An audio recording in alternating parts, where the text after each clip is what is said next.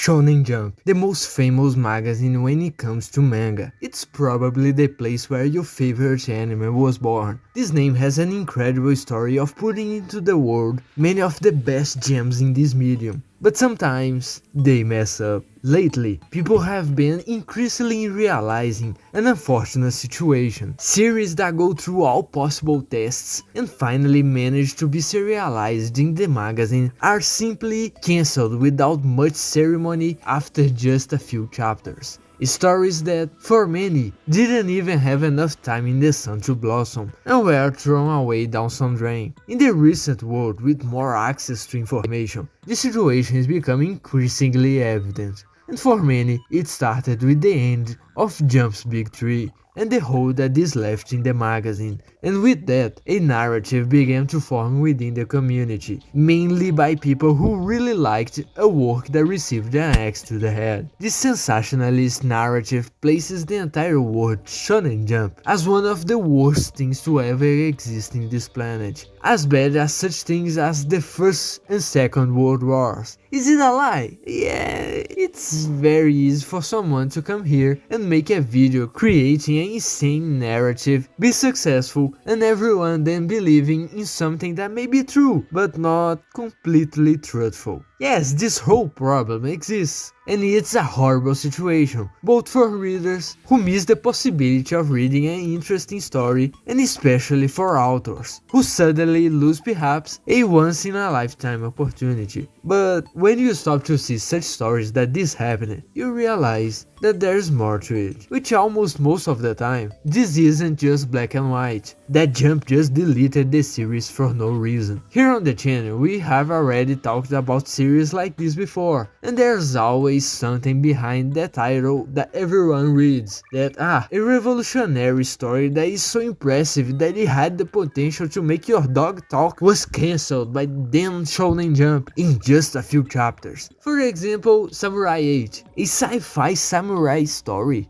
made by literally Masashi Kishimoto, my dude. But you sit down to read it and you see that not everything is that perfect, and you can usually see why the Japanese public didn't pay much attention to it, which inevitably resulted in its cancellation. Now, one that we talked more recently, Hunter's Guild, Red Hood. Everyone went crazy with the one shot, a very interesting story that mixes fairy tales with a shonen narrative, with beautiful drawings and perfect character designs, made by an author who was an assistant in Boku no Hero. But the serialization starts off in a slightly worse tone than the one shot, and as the story develops, it just drops quality more and more, and what previously presented a sensational idea becomes quite meh. You do this exercise with several stories that went through the situation. Take your emotions out and analyze them analytically, and even take into account the rushed endings that they all have because of the cancellation. You will see that most of them have big problems that inevitably led to their disappearance. That is never without a reason. Maybe the cancellation comes too quickly, that there isn't enough time to develop something complex and interesting. Yes, it could be, but there are more than 1,000 other authors competing for a few dozen places in the magazine.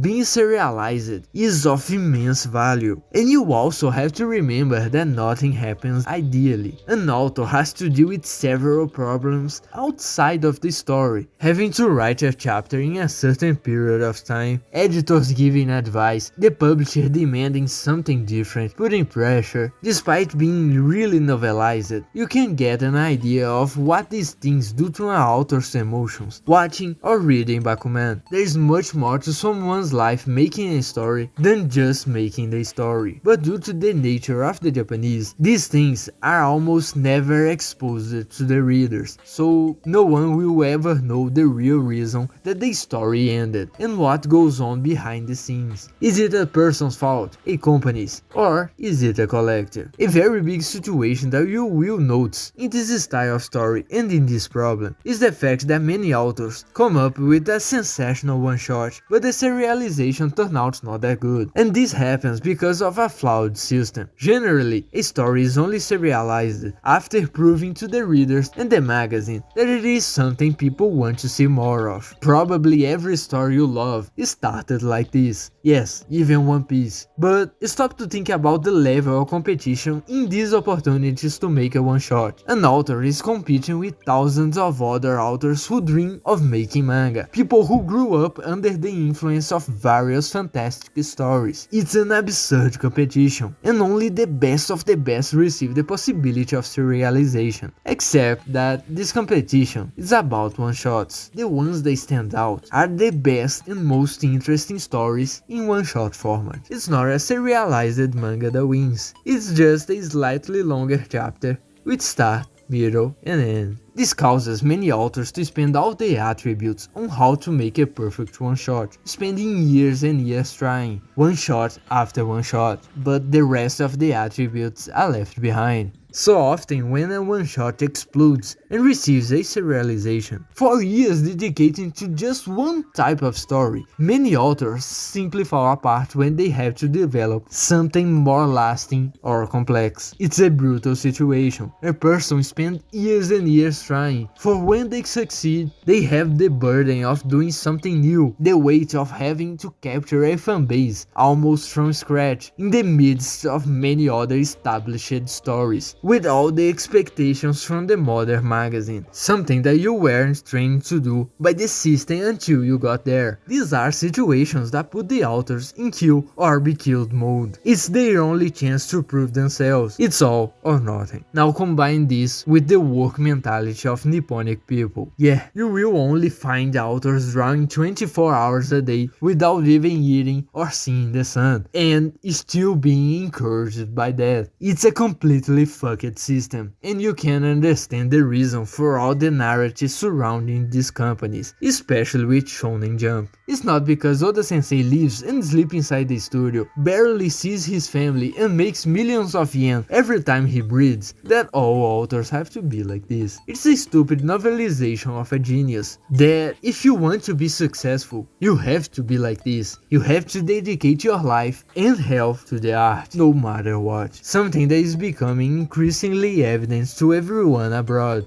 But that, fortunately, some successful authors are starting to distance themselves from this, like Fujimoto-sensei from Chainsaw Man and Tabata-sensei from Black Clover. And you can really begin to understand the motivation behind this entire narrative that was created. Throughout time, you will see many stories that suffered from this, and maybe you will find a story called Rugi Dragon, a story that started as a one-shot, check. The author has been trying to make one-shots for years, check. It became famous enough to be serialized, check. The serialization wasn't that good like the one shot, check it too. Yeah, it's another practically exact situation of what we are talking about. A perfect example for this whole problem. But before we jump to conclusions like what many others do out there, let's talk a little about why Rugi Dragon wouldn't be a good example of Jump's cancellation tragedy. Masaoki Shindo, this guy at 17 years old, was already making one-shots at this level. Dude is badass, but after 4 really well made and interesting one-shots, none of them had the opportunity to be serialized,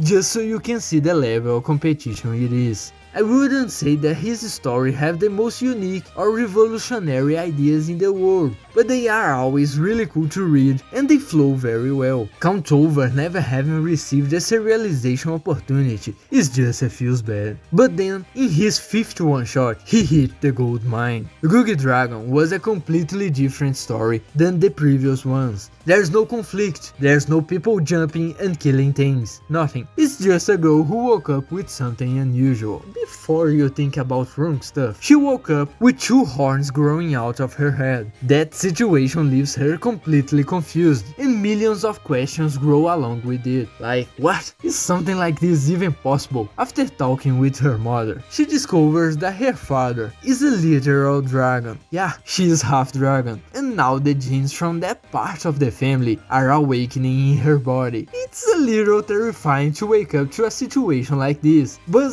there isn't isn't much for her to do, and with her mother going to work before discussing it a little more, Rugi decides to go to school anyway. Along the way, what you imagine happens. A girl walking around with 2 knives sticking out of her head isn't very normal. Even if they wear fancy new generation hair ties, it's something minimally strange, and people do look at her. She tries to research more about the subject on the way, to see if she understands what's going on. But it's a little difficult when the entire bus is staring at you and taking photos. At school, it's the same thing. Everyone wants to see, wants to look, wants to make fun, which is kind of expected in this type of event, right? She goes through the school day in this situation. She was the center of attention. Being a quiet girl, it was just another strange thing that was happening to her. And when she thought it was over, she sneezes fire out of the window. Yeah, it's not just the horn that she inherited from her father.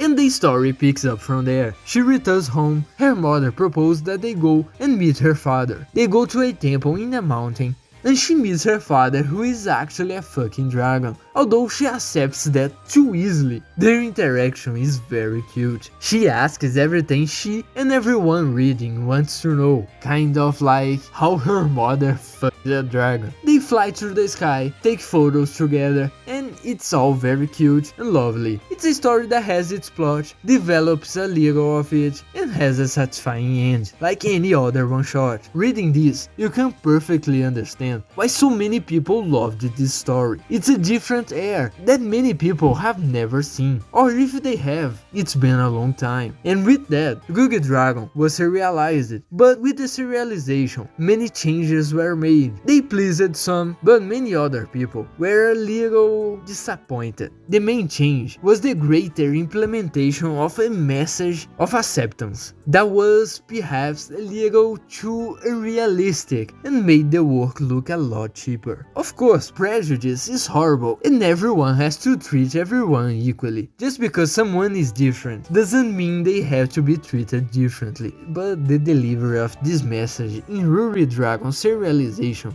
is much worse than its one-shot. Made almost everything in the story lose weight. Unlike the one-shot, in the serialization, no one seems to care about literally anything. Like, there's an incredible situation happening. A girl in the classroom literally grew horns. They know there is something completely absurd and mythological, but no one really cares. And everyone deals with it as if to were any other Thursday that Joe showed up with a dyed fringe. Not even Rugi, who in the one-shot seemed very interested in what her body was doing, questioning all the time, asking, wanting to know more and so on. Here, she doesn't even seem to really care. Everyone cares a little, but nothing more than that. Almost literally no one cares. The mother, who in the one-shot gives a satisfactory answer as to why she never told her daughter that she is half dragon. Here, she just gives one of, I didn't see the opportunity and I pushed the issue aside. I don't think something in this level is something to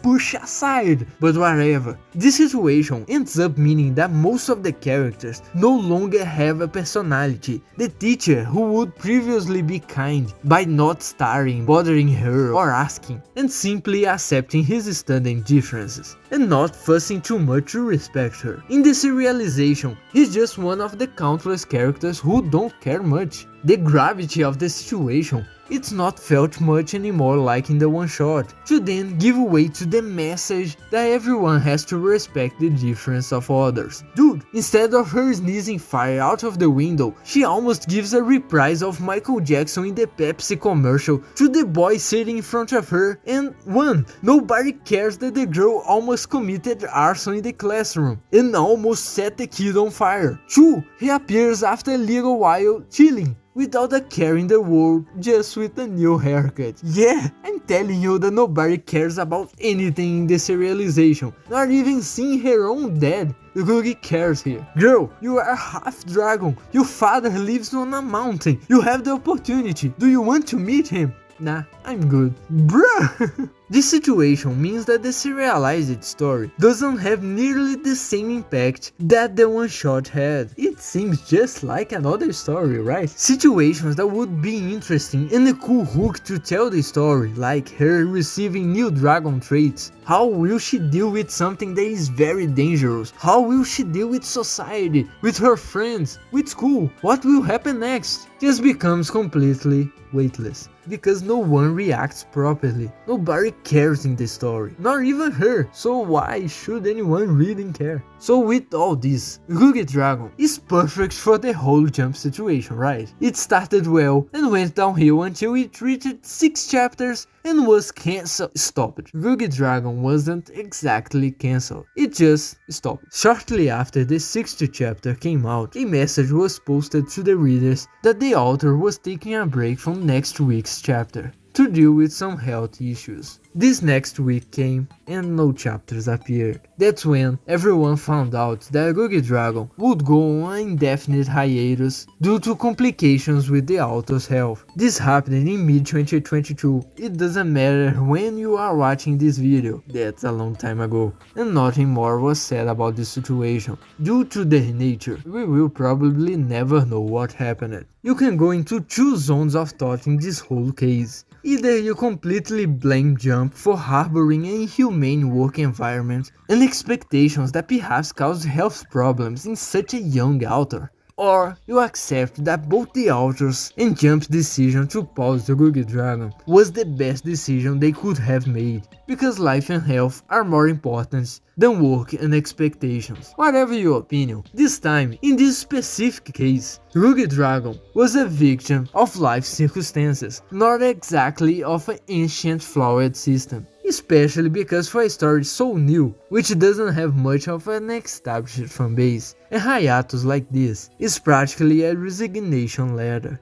But it's not a story that was declining and was cancelled. It was not cancelled, and in turn was selling a lot. Its tankobon was one of the most sold since the debut of Boku no Hero Academia. It was a story that was really making a name for itself in the world. It wasn't just the interest of a few people, despite the flaws, and perhaps even because of its different way of telling the story. After the serialization, for many people, in many places, it was hitting, and very well. But unfortunately, this happened, and there's nothing that can be done. Demanding for more chapters will only weigh more and more on the burden that the author carries for having left without really being his own choice. It's enough the horrible feeling he must have of letting a once-in-a-lifetime opportunity slip away out of his control. The last thing he needs is to read monkeys on Twitter being annoying. So with this example, we learn that these quick cancellations by Jump always have a huge story behind them, not just the manga story itself. And each one carries a different reason or a whole combination of reasons to result in the inevitable cancellations. And almost none of the times is Jump just closing its doors to new authors trying to establish themselves all of the sudden without reason. But of course, that because of the work system developed many years ago, that nowadays is simply not that acceptable. It helped a lot with this decline of stories and this narrative that was created, right?